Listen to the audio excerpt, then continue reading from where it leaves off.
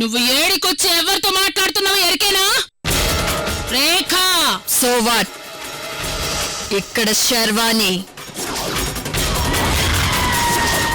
పులి బోన్లకొచ్చి పులి తోకనే పట్టుకుంటున్నావు నువ్వు.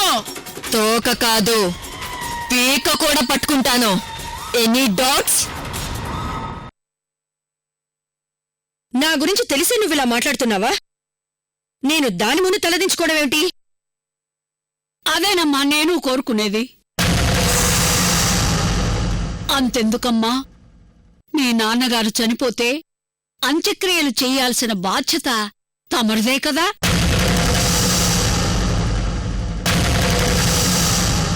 మీరుండగా తను అంత్యక్రియలు ఎలా జరిపిస్తుంది? ఒక్కసారి ఆలోచించండి.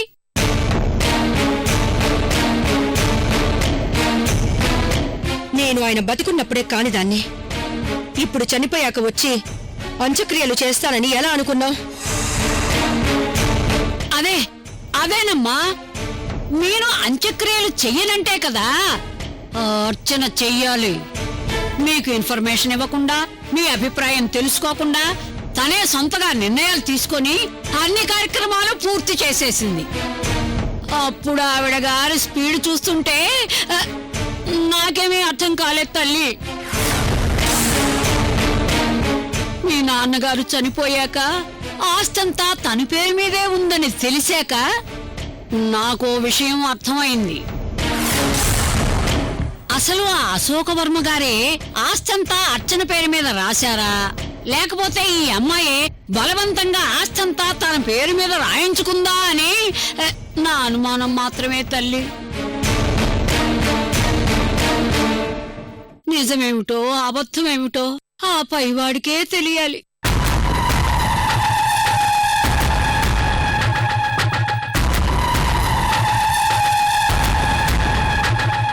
ఇంతకాలం ఏం జరిగిందో నువ్వు కళ్ళకు కట్టినట్టు ఇంత క్లియర్గా చెప్తుంటే ఆ అర్చనే ఆస్తి తన పేరు మీద రాయించుకుందని క్లియర్గా అర్థమవుతోంది.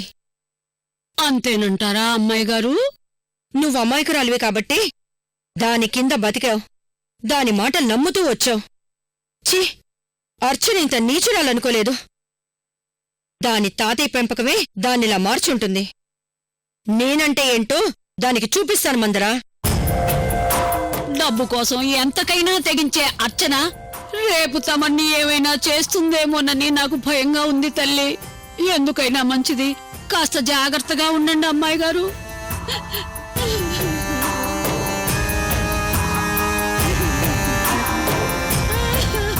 కంగారు పడుకు మందరా. అశోకవర్మ చనిపోయినా నేను రాలేదు. రేపొకవేళ అర్చన చనిపోయినా సరే నేను రాను. అలా అని ఇప్పుడు చేతులు ముడుచుకుని కూర్చోను.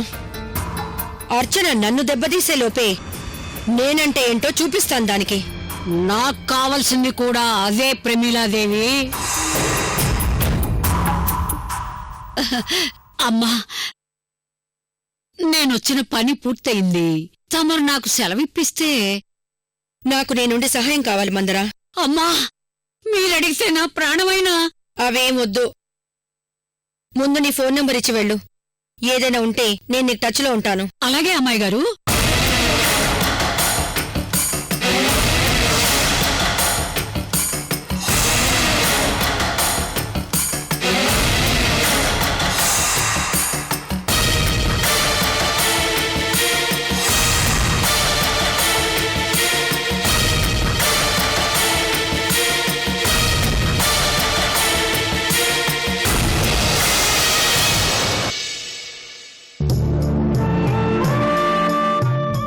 తాతయ్య, నీ నిర్ణయాన్ని బ్రేక్ చేయక తప్పడం లేదు.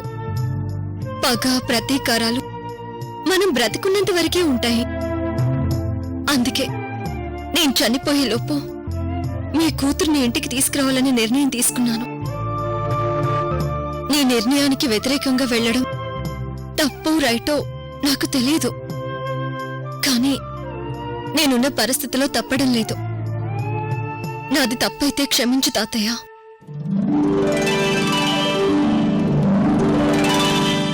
నాకు తెలుసు తాతయ్య, నా నిర్ణయాన్ని నువ్వెప్పుడూ కాదనివని.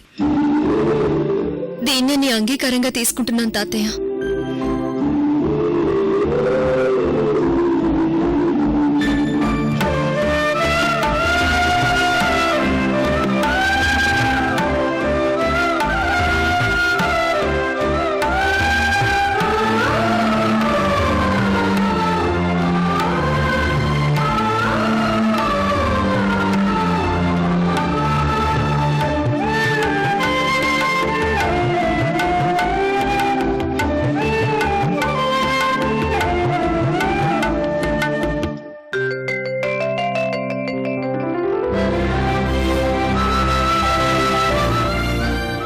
అర్చన,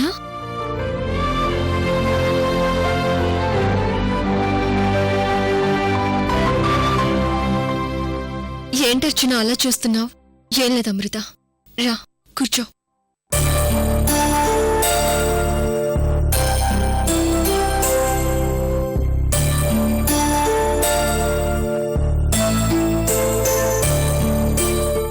అమృత, ఇవి మా అత్తయ్య వాళ్ళ ఫ్యామిలీకి సంబంధించిన ఫొటోస్ అండ్ డీటెయిల్స్.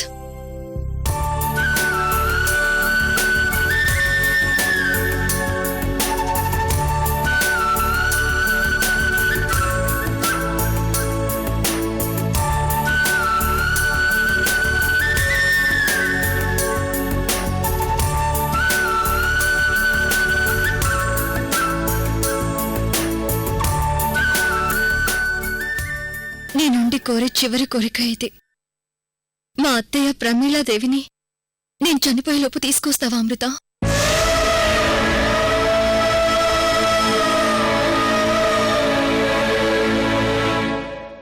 ఏంటర్చన ఆ మాటలు? నాకు మిగిలిన ఏకైక రక్త సంబంధం మా అత్తయ్య.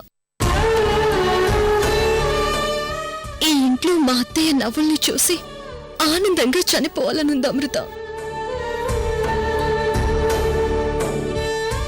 మీ అత్తయ్యను నేను తీసుకొస్తాను అర్చన. ఈ ఆస్తికి వారసురాల్ని చేస్తాను. తాతయ్య నాకు ట్రాన్స్ఫర్ చేసిన ఈ ఆస్తినంతా మీ చేతుల మీదుగానే ఈ ఇంట్లోనే మీ అత్తయ్య చేతుల్లో పెట్టిస్తాను. నన్ను నమ్మండి అర్చన.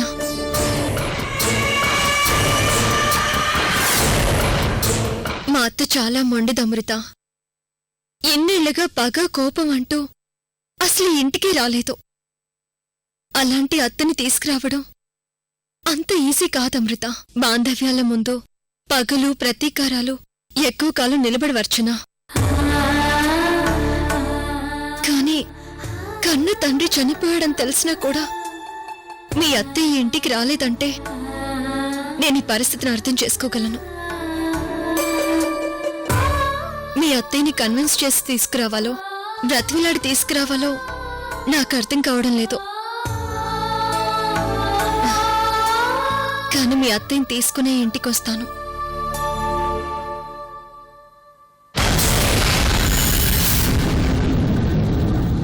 అమృత,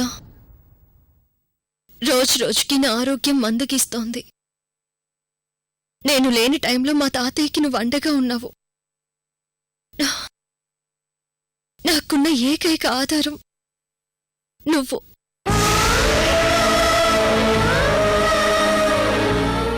ఇప్పుడు నిన్ను కూడా అత్తయ్య కోసం దూరం చేసుకుంటున్నాను. నువ్వు తిరిగి వచ్చేలోపు నేనుంటానో పోతానో తెలీదు. కనీసం నా చివరి చూపైనా దక్కుతుందో లేదో అని బాధగా ఉంది అమృత. చచా, అలా అనకర్చనా. అయినా నేనెక్కడికో వెళ్ళిపోతున్నట్టు అలా బాధపడతారేంటి? వెళ్ళిన పని అయిపోతే ఒక్క రోజులోనే మీ అత్తయ్యని తీసుకుని వస్తాను. ఒకవేళ అలా రాలేని పరిస్థితే వస్తే రోజు మీతో ఫోన్లో మాట్లాడుతూ ఉంటాను. అలాగే మీ హెల్త్ గురించి కూడా డాక్టర్ పద్మజ గారితో మాట్లాడుతూ ఉంటాను. నన్ను నమ్మండి అర్చన. మీరు మీ అత్తయ్య ఒడిలో సంతోషంగా నిద్రపోతారు. నేను నా పేరు మీదున్న ఆస్తిని మీ చేతుల్లో పెట్టి మా వాళ్ళ దగ్గరికి వెళ్లేటప్పుడు మీరే దగ్గరుండి నన్ను సాగనంపుతారు. అదే జరిగితే ఇంత చేసిన నిన్ను నేను వదులుకుంటానా అమృత? అత్తయ్య, నువ్వు, నేను ముగ్గురం కలిసి ఈ ఇంట్లో హాయిగా ఆనందంగా ఉంటాం. నిన్ను నేను ఎప్పటికీ వదులుకోలేను అమృత.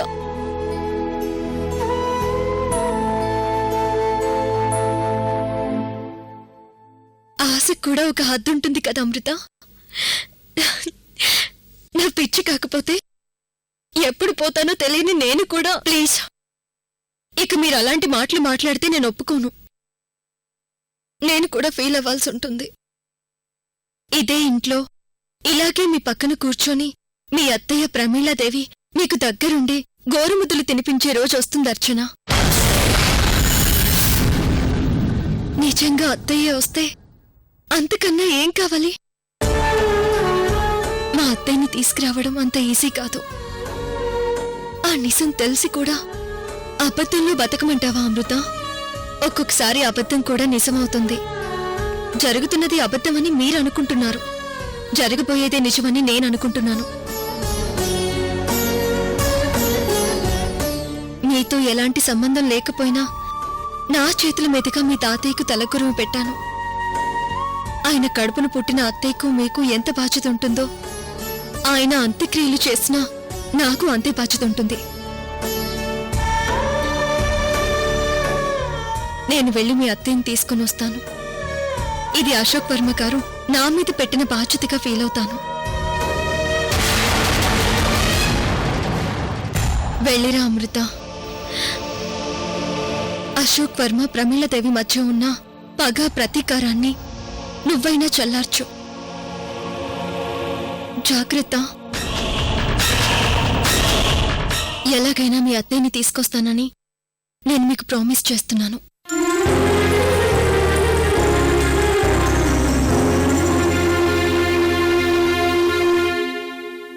అమృత, నువ్వు మళ్ళీ తిరిగి వచ్చేసరికి ఒకవేళ జరగరాంది ఏదైనా జరిగితే ప్లీజ్ అర్చన, ప్లీజ్ అమృత, ఒకవేళ నాకేమైనా జరిగితే నా అంచుకేలు నువ్వే చేయాలి. అర్చన,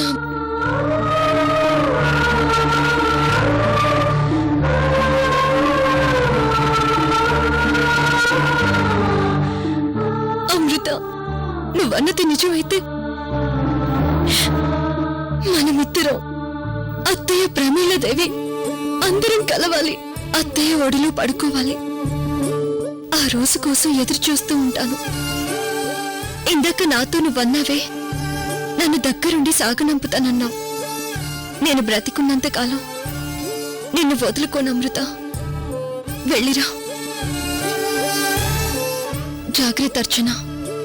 టైంకి టాబ్లెట్స్ వేసుకోవడం మర్చిపోకు. వెళ్ళొస్తాను. అయినా నేనెక్కడికి వెళ్ళిపోవడం లేదు. మీరు రిలాక్స్డ్గా ఉండండి. All the best. బాయ్.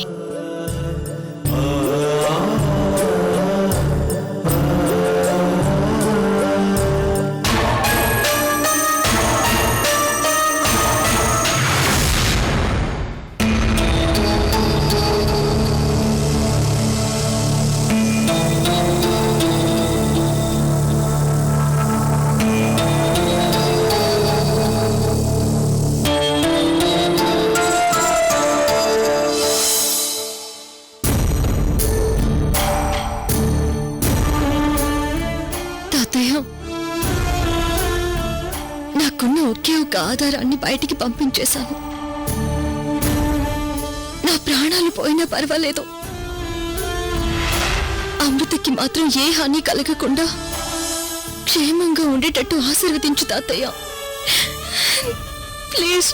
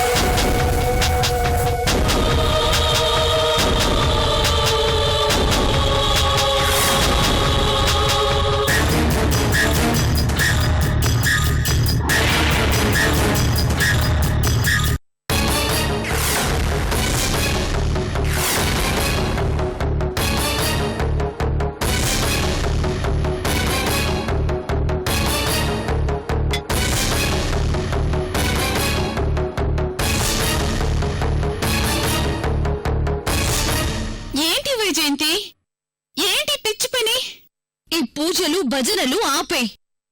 నాకివన్నీ చూస్తే చిరాగ్గా ఉంటుంది. వైజయంతి, నువ్వేం మాట్లాడుతున్నావు?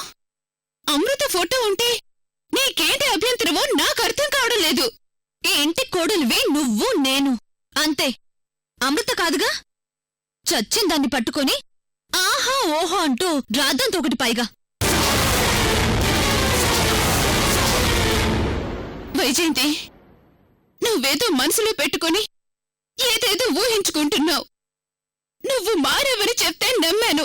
అరే, ఒక అక్కగా నేను ఎంతో సంతోషపడ్డాను. కాని ఇప్పుడు నువ్విలా చేస్తుంటే నీకు ఏం చెప్పాలో కూడా నాకు మాటలు రావడం లేదు వైజయంతి. ఆహా, నువ్వు నాకు చెప్పడమేంటి? నాకు తెలీదా? ఈ ఇంట్లో ఏం జరుగుతుందో నాకు బాగా తెలుసు. ఏదో జరగడమేంటి? నువ్వు దేని గురించి మాట్లాడుతున్నావు? నేనేం చెప్తున్నానో నీకు బాగా తెలుసు. అన్నీ తెలిసి ఏమీ తెలియనట్టు నటిస్తున్నావు.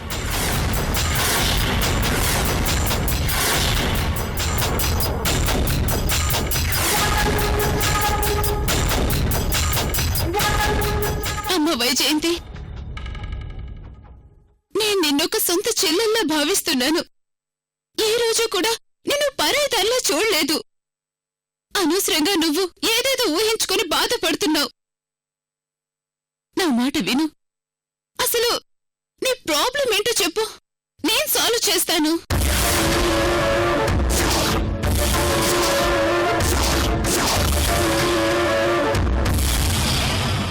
అసలు ప్రాబ్లం నువ్వే కదా వైజయంతి.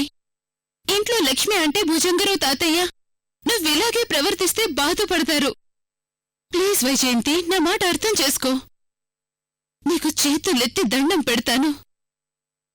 ఆహా, మీ లక్ష్మి అంటే ఫీల్ అవుతుందా? ఆ రోజు మీ లక్ష్మి అంటే ముందు చైతన్య నన్ను కొట్టినప్పుడు నేనెంత ఫీల్ అయి ఉండాలి? అప్పుడు మీరెవరూ ఫీల్ అవ్వలేదే. నాకోసం అయ్యో పాపమని ఎవ్వరూ బాధపడలేదే. ఆంటీ అంట ఆంటీ.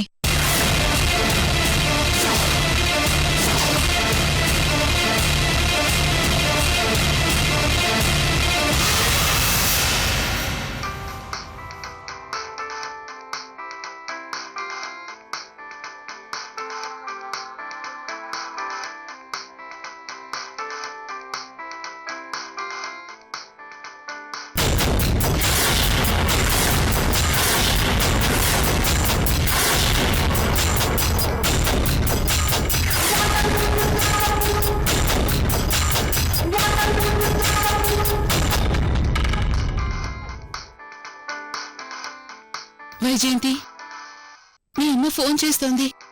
ఇవన్నీ తెలిస్తే ఆవిడ చాలా బాధపడతారు. ప్లీజ్, ఏవైనా ఉంటే తర్వాత మాట్లాడుకుందాం. మీ అమ్మతో కాస్త నవ్వుతూ మాట్లాడమ్మా. Hello aunty. అమ్మ రేణుక, ఎలా ఉన్నావు? నాకేంటంటీ, నేను చాలా బాగున్నాను. అంకుల్ ఎలా ఉన్నారు? అంకుల్ బాగున్నారమ్మా. ఈసారి ఇండియాకి లాంగ్ ట్రిప్ ప్లాన్ చేశారమ్మా. Wow, congrats aunty. మీరు వస్తున్నారంటే మా అందరికీ సంతోషమే. ఇదిగో వైజయంతికి ఫోన్ ఇస్తున్నాను, మాట్లాడండి. ప్లీజ్ వైజయంతి.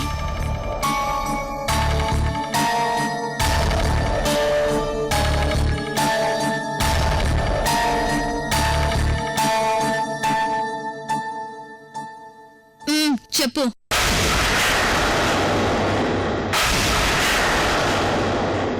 ఎందుకు డల్లుగా ఉన్నావు? ఈ అమ్మ మీద బెంగ పెట్టుకున్నావా? మమ్మీ, నేనెవరి మీదో బెంగ పెట్టుకునే మూడ్లో లేను. నేను నీకు రోజు చెప్తూనే ఉన్నాను. కాని నువ్వు కన్న కూతురి మాటల కంటే ఆ రేణుక మాటలే ఎక్కువ నమ్ముతున్నావు. నాకు అందరి గురించి బాగా తెలుసు. నువ్వు అనవసరంగా ఆలోచించి పుర్రపాటు చేసుకోకు. మేము నెక్స్ట్ వీక్ ఇండియా వస్తున్నాం. బాయ్. చివరికి నా కన్న తల్లి కూడా దాన్ని సపోర్ట్ చేస్తుంది. చూస్తా.